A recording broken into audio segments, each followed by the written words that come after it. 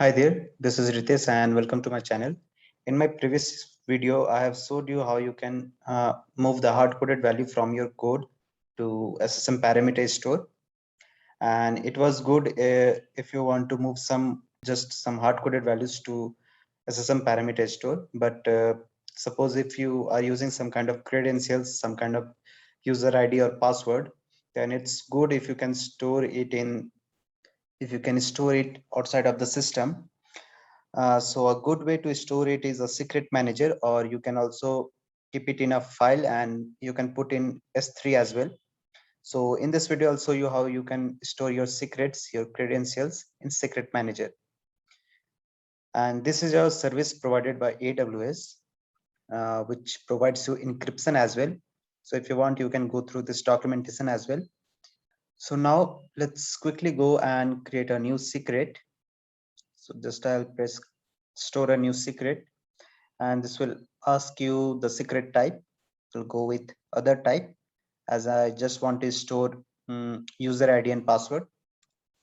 So here I'll give username as Ritesh. I'll add one more row and password as 1234. You can also view this in a plain text. This is a simple JSON object. So I'll go ahead and save this. I'll go with a default encryption key. I'll go with a default value and I'll give it a name. I'll give it new creds. I'll leave it as default. Then next, after that, here you'll get your sample code. I'll quickly grab this, I'll copy this and I'll paste it in my code. This is a simple lambda. I don't have any code inside the lambda, so I'll just paste it here. After that, I'll go and store this. Yeah, now you can see a new credential has been stored here with a name new creds. And if you go inside and if you do retrieve secret value, you can see your secrets. So any secrets you can store here in a JSON format.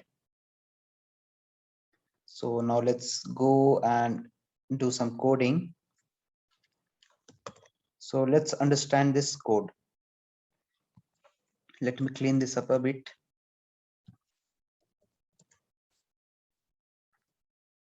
Okay, now let's see. The first thing is it is importing the AWS SDK. So let's move this to the top of the file. Okay, after that it is selecting reason, then secret name. Our secret name is new cred, so let it be. And also in my previous video, I have showed you how you can move the hard-coded values from your code to SSM parameter store. So please don't hard code any values in your code because it will be difficult for you to maintain it.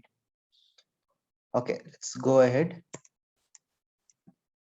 So here we are getting one object, secret manager object, and after that we are doing get secret value, and it is accepting secret ID and a callback. So if you hover over get secret value, you can see first is a parents and second is a callback.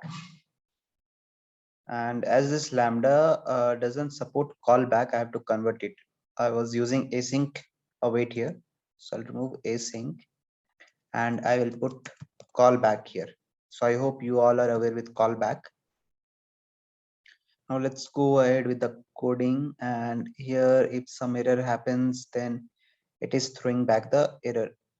So instead of throwing back, I can put a callback here with error response. So now let's define the error response.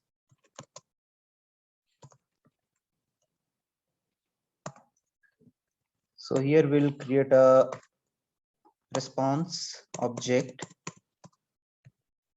So I'll quickly give a status code of 400 because it's a error. You can give any appropriate status code here. Then I'll put a body with a message. So I'll just pass all the error by doing JSON stringify. Okay, the name should be ERR. Okay, so we have handled error. Now let's go for a success case. So in case of success, we are getting secrets, and if it is encrypted, we are getting decoded value. So let's put a callback here. In the callback, the first parameter is always error. So I'll put null, and the second parameter will be our data. So let's put a status code of 200 here, and let's put a body with a JSON stringify secret. Similarly, we'll do for this block also. Let's paste it here, and here let's pass decoded binary secret in a string. So that's all. Now let's go to the template YAML file, and as we are reading secrets from secret manager, we need this policy to be attached in your Lambda. So you have to give policies, and inside policies you have to mention secrets manager read write. This will give read write permission to your Lambda. So that's it. Let's go ahead and quickly deploy it. So you have to do SAM build and SAM deploy. You don't have to do profile. So let's wait till it completes the deployment. So this is deployed, and this is the stack name. Let's go to AWS console to verify. So let's go to cloud formation.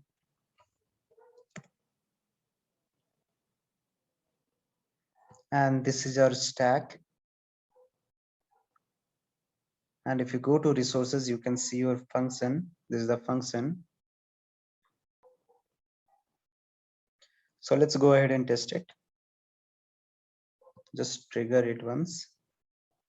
And let's check the log. So in the log, you can see you're getting a response of 200 with a body. So this thing we are fetching from secret manager, and we are passing it via callback. So that's how we can retrieve it from secret manager. So it's always good to store your secrets and your credentials outside of your code, and the best way to do is you store it in secret manager, because it provides a lot of security and encryption. So that's it, guys. That's all I wanted to cover in this video. I hope this video is useful to you, and if you find this video useful to you, don't forget to like, share and subscribe. Thank you.